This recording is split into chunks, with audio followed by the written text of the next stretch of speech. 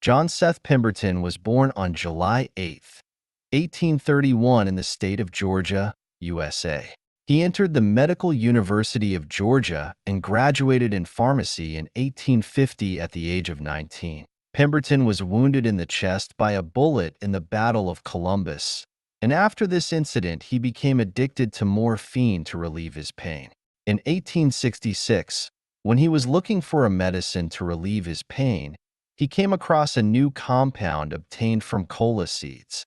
This new drug was advertised as a drug to calm the nerves. Sometime later, Pemberton was asked to change the composition of his medicine. With the help of one of his pharmacist friends, he tried to present a medicine with new ingredients. When he was busy with trial and error to produce his new drink, he accidentally mixed a glass of sparkling water with the original syrup. Since fizzy drinks were so popular at the time, Pemberton decided to market his new product as a beverage rather than a medicine. At that time, cocaine and caffeine were the two main ingredients of this drink. Cocaine was obtained from coca leaves and caffeine was obtained from colabe seeds. Pemberton added 5 ounces, about 142 grams, of coca leaves to each gallon of syrup, which was a significant amount at the time. His librarian, Frank Robinson, suggested the choice of the Coca-Cola name, and he made a handwritten and smooth logo for it. At that time, a glass of Coca-Cola was 5 cents, and an average of 9 glasses of soda were sold in Atlanta per day. At that time, this drink was known as a refreshing drink that soothed headaches and nerves and eliminated fatigue. Shortly after Coca-Cola entered the market, Pemberton fell ill and needed money to purchase the expensive drug morphine. So he decided to sell his invention. He believed that this drink would one day become a global drink and wanted to leave a part of its ownership to his son. But his son preferred the money from the sale to the ownership share, and as a result the entire franchise was sold to Asa Candler. John Pemberton died of stomach cancer in August 1888, just a few months after selling his invention.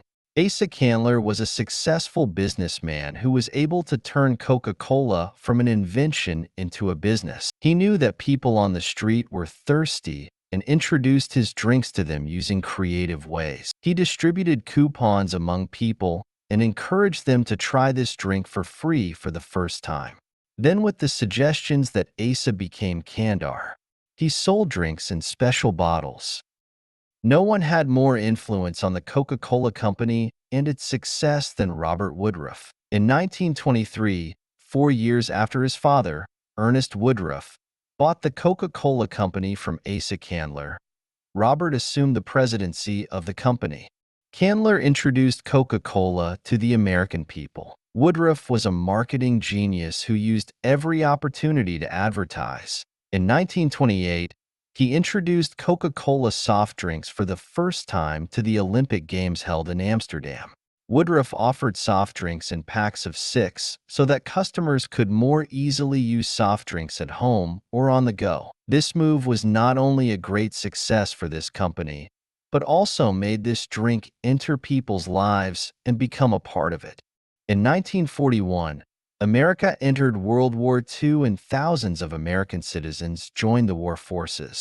Robert Woodruff announced that any man in uniform could buy a bottle of soda for just 5 cents. In 1943, a war general sent an urgent message to the Coca-Cola Company, asking them to ship their soft drinks to war zones. During the war, many people tried this drink for the first time and liked its taste.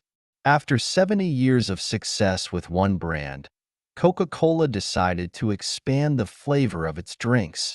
And for this purpose, the new brands Fanta in the 1950s and Sprite in the 1960s entered the market. In all these years, Coca-Cola exported its products to more countries and used creative advertisements to introduce the products. Coca-Cola soft drinks are not only sold in 2 countries, North Korea and Cuba. The number of drinks produced by this brand is so large that if you decide to try them all, you will have to do it every day for 9 years.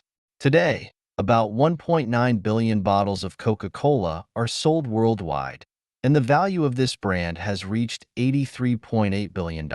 This means that its value is higher than brands like Pepsi, Subway, and KFC. One of the success factors of this brand is its creative and extensive advertising.